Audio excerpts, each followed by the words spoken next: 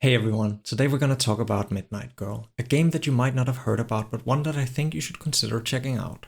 Midnight Girl is a 2D side-scrolling point-and-click adventure where you as part of bigger heists solve puzzle sequences while exploring beautiful areas in Paris in the 1960s. While I did enjoy the puzzles, they were generally quite easy, and as such Midnight Girl makes for a short, relaxing and enjoyable experience, more focused on having fun than on difficulty. You play as Monique, a poor and not very successful thief and pickpocket. After an unsuccessful heist, Monique ends up in prison where she meets the infamous Night Owl. Monique ends up persuading him to help her escape the prison, and after doing most of the work herself, along with fetching him coffee and doing his laundry, they escape out into the night together. After their daring escape, the Night Owl enlists Monique as he has been planning a big heist, one that will solve all Monique's financial troubles.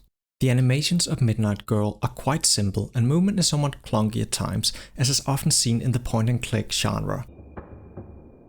The gameplay of solving quite simple puzzle sequences serves as a vehicle for you to experience the game's story and impressive presentation. The puzzles are mostly what you'd expect from a point-and-click game, and they're definitely on the easy end of the spectrum, and at no point throughout my playthrough did I get stuck for more than a few seconds at a time. To give you an idea about the puzzle sequences in Midnight Girl, let me give you a very early example of one of the puzzle sequences. Monique is heading out to steal a crystal chalice from a mansion. Before she can get in her car, she is however stopped by her landlord, who will not let her leave until she has paid what she owes him. To distract him, Monique has to enlist the help of a local street musician, but he demands payment. As Monique has no money, the only way that she can pay him is with a piece of pie. To acquire the pie, you must re-establish the TV signal for the kind old lady that lives on the floor below Monique. To re-establish the TV signal, you have to repair the antenna on the roof, and to repair the antenna you need gaffer tape, which you can only get from the landlord's workshop. But the workshop is closed, so you must first find a key. Once you find the key, you can at last repair the TV, get the pie, give it to the musician, who will then distract the landlord, so you can finally head out to steal the crystal chalice. On top of the puzzle solving, Midnight Girl also features light stealth mechanics. Stealth typically consists of either distracting someone, once again through puzzle-like sequences of events, or by hiding in crates as guards walk past them.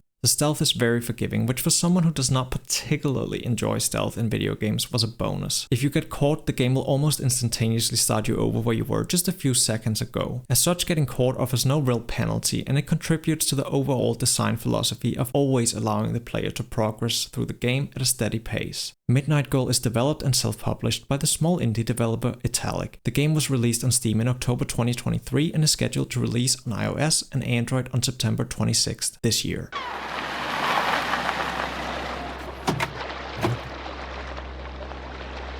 Midnight Girl is a game that before anything else should be played for its excellent presentation. The game offers an appealing 2D art design with a strong emphasis on contrast, light and shadows. I especially enjoyed the scenes with a warm color palette and the scenes that made heavy use of contrast. I personally really enjoyed the soundtracks, at times almost jazz-like tunes, and the eerie tones underlining tense moments in the game's story. The soundtrack also blends well with the game's ambient sound effects. Generally, these sound effects are relatively simple, but I think they're well done and round out the game's presentation quite nicely. The creaking sound of opening a door while you're sneaking around in a mansion, or your footsteps on the floor, will keep you on your toes. Not literally though, as Monique, despite being a cat burglar, simply refuses to tiptoe while sneaking around. Midnight Girl consists of 12 chapters along with a prologue, an epilogue and several cutscenes. Some chapters can be finished in as little as 5 minutes, while others can take upwards of 20 to 30 minutes to complete. In the end, Midnight Girl did not overstay its welcome.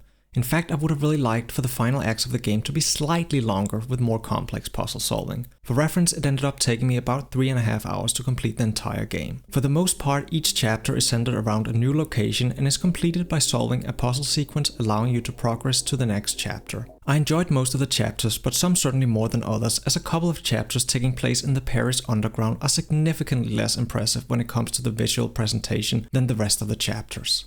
Midnight Girl's story is like its gameplay simple, and it's very easy to follow. The game's humor is easy to understand and often self-aware, and it got a few chuckles out of me along the way. It is worth noting that the game is not voice acted, so the story is delivered through text. That being said, Midnight Girl is not a particularly text-heavy game. All in all, despite the plot sometimes being somewhat contrived, I still found the story compelling. Just don't go into the game expecting a deep and engaging story with any real message.